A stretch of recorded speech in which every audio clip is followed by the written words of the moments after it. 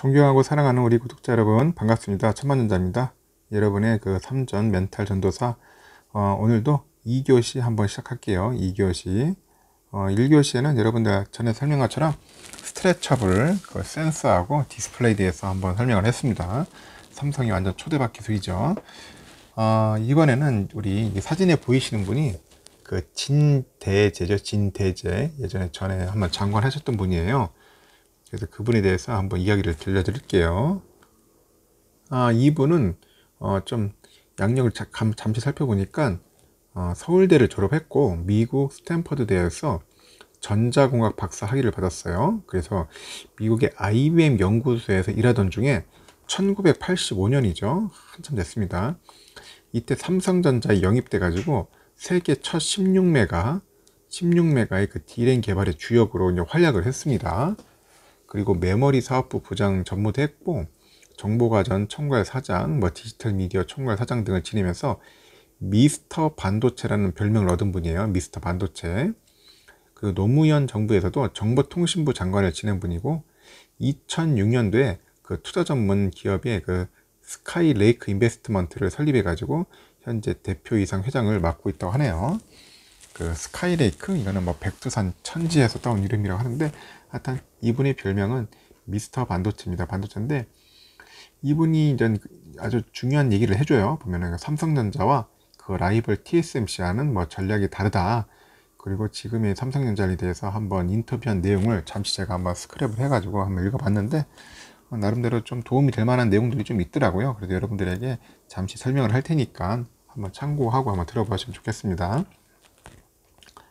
현재 그 반도체를 둘러싼 그 국제적인 긴장감이 상당히 높아요. 그래서 차량용 그 반도체 공급난이 이제 이어지고 있는데 반도체 공급망을 자국에 유리하게 바꾸기 위한 국가 간 경쟁이 상당히 심해지고 있죠. 격화되고 있는 상황이고 미국과 중국 간 경쟁은 이제 패권 다툼입니다. 패권. 한국은 양쪽에 끼어 있어요. 지금 거의 샌드위치 신세고 아주 곤혹스러운 처지라는 분석이 나와 있죠. 지금 다들 그렇게 알고 있을 겁니다.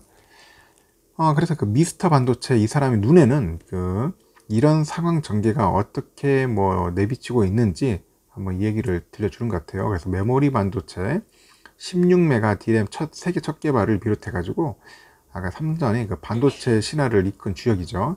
진대재 회장은 그 인터뷰에서 이런 얘기를 합니다. 한국이 위험 요소를 안고 있는 건 사실이나 위기라기보다는 오히려 기회라 본다.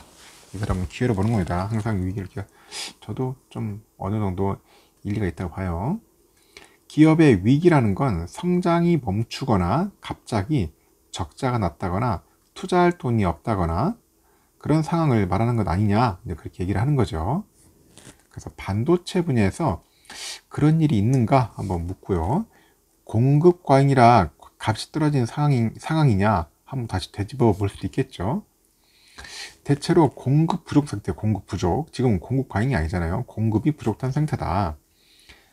차량용 그 반도체는 모자란다고 난리 아니냐. 그래서 중국이 5, 6년 전에 그 반도체 굴기라면서 하나로 한 300조 원 가량을 집어넣었어요. 2015년 정도에. 그래서 삼성을 한번 단숨에 따라잡겠다고 했는데 지금 어떤 상황입니까? 결국은 목표에 전혀 도달하지 못하고 있어요. 그렇게 돈을 쏟아부어도 안 되는 거죠.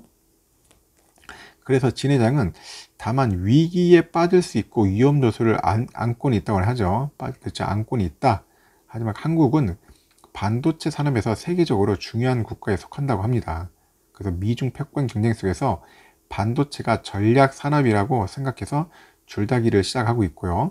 어느 쪽으로 끌려가는데 약간의 리스크나 그 위험의 소지는 있다고 보는 거죠. 그런데 이걸 갖고 위기다, 그거는 좀 한번 보는 것 같습니다. 하여튼 오히려 귀한 몸 아니냐, 귀한 몸. 미국이 나서가지고 지금 투자 달라고 계속 러브콜 보내고 있잖아요. 그러다 보니까 내가 볼 때 삼성전자는 귀한 몸이다. 하여튼 진 회장은 중국이 2025년까지 이제 제조업 대국이 되겠다고 이제 선언하고요. 그 중 하나로 반도체 70% 가량을 중국 내재화한다고 한 게 미국의 이제 본격 경제를 이제 불러왔어요. 본격 견제를 불러왔고 돌이켜보면 좀 성급했던 것 같다. 이제 그렇게 보는 거죠. 그럴 경우 다른 나라 제조업은 다 멈추라는 것이면서 미국을 제치고 1등 되겠다는 이야기인데 1대1로도 마찬가지 개념이죠. 중국이 그렇게 하면은 될 줄 알았겠지만 반도체만은 쉽지 않은 것 같습니다. 한국에서 메모리 반도체 기술자들을 상당히 많이 데려갔는데 잘 안 됐어요. 그 삼성의 그 독과점적 기술이 세고 기술 유출을 단속하니 시간이 걸릴 수밖에 없었다. 그렇죠. 여기에 또 바이든 행정부 들어서 미국의 견제는 더 심해졌죠. 그 트럼프 대통령 때는 관세를 매기는 단순 전략이었어요. 관세.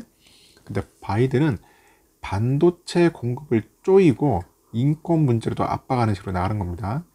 요란하지 않으면서 훨씬 더 무섭게 나가는 전략이 아닌가, 그렇게 생각할 수 있겠죠. 그러면 중국이 비중 큰 수요자로서 갖는 힘이란 게 있어서 미국과 가까워지는데 반발하고 견제 같은 게 있지 않겠냐, 이제 그렇게 물어보는데 여러 가지로 나타날 수 있다고 하는데 반도체를 사야 하는데 지금 메모리 반도체는 한국서 주로 하니까 다른 걸 지렛대로 내세울 수 있다, 이제 그렇게 보고 있고요. 삼성의 메모리 반도체 공장이나 그 파운드리 공장을 세워달라 할 수도 있다, 그렇게 했겠죠.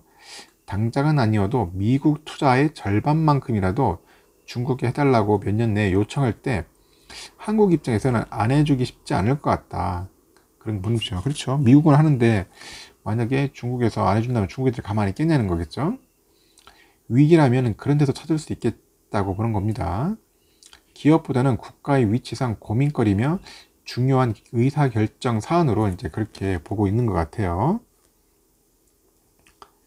그리고 이제 삼성전자가 파운드리 분야에서 대만의 TSMC 크게 뒤지고 격차가 더 벌어지고 있다는 식의 위기론에 대한 이분의 견해는 어떠냐면은 메모리 반도체 분야에서는 삼성전자나 SK 하이닉스 합쳐서 한 70% 정도 돼요. 점유율이 70% 점유율을 가지고 있어요, 우리가.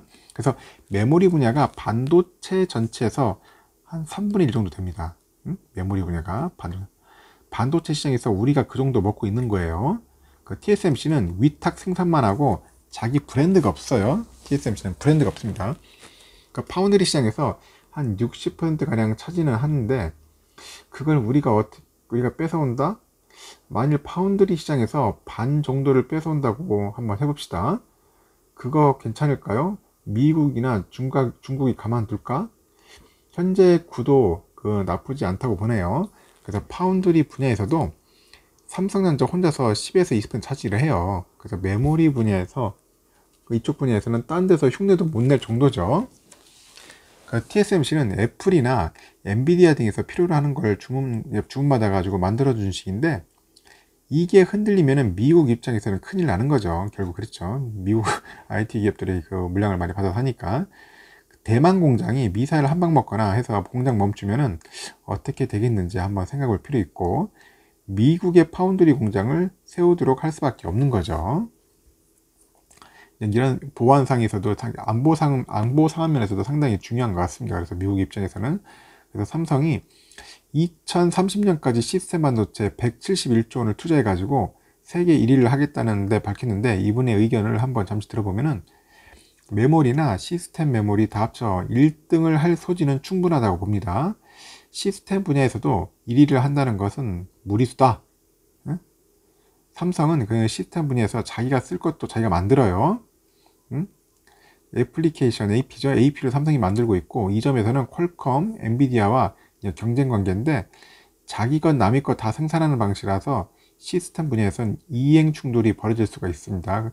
그래서 엔비디아 같은 데서는 삼성의 생산을 해달라고 의뢰할 때 신경 쓰이지 않을까? 설계 속을 들여다볼 수도 있다고 생각할 수 있으니까요. 약간 신경 쓰이겠죠. 삼성이 부문별로 완전히 분리된 회사가 되지 않고는 파운드리 분야를 너무 키우기는 한계가 있다고 보는 것 같아요. 그래서 TSMC의 절반 정도까지는 갈 수 있지만은 그걸 누르고 간다? 이 사람 보기에는 그건 무리다. 그렇게 하는 것은 바람직하지도 않다. 이제 그렇게 보고 있네요. 진 회장은 메모리 반도체 때문에 삼성이 전체 반도체 시장에서 1등은 몇 년 내로 할 수도 있다고 합니다. 지금 통틀어 1등은 인텔이라고 하겠죠. 삼성보다 한 10% 가량 많아요. 삼성이 2016년인가 17년에 순간적으로 1등 한 적은 있어요. 이때 메모리 시장 1000억 달러 중에 우리나라가 한 700억 달러를 차지하고 그중 70%가량이 이제 삼성전자 몫이었다고 하더라고요. 이제 그런 식으로 해서 얘기를 좀 들려주고 있고, 5월에 발표한, 정부가 5월에 발표한 K반도체 전략에 대한 평가를 하면은, 지금까지 30년 동안 반도체 정책이나 전략 온갖 종류가 있었는데, 이번에 제일 잘 만들었다고 보는 것 같습니다. 특히 소재 부품 패키징 이쪽이죠. 이 소재 부품 패키징까지 폭넓게 커버하고 있고요. 잘 이해하고 만든 방안이라고 보고 있습니다. 그래서 팹리스나 파운드리 고루 발전시키는 포괄적인 정책이고, 그림상으로는 잘 만들어졌다고 합니다.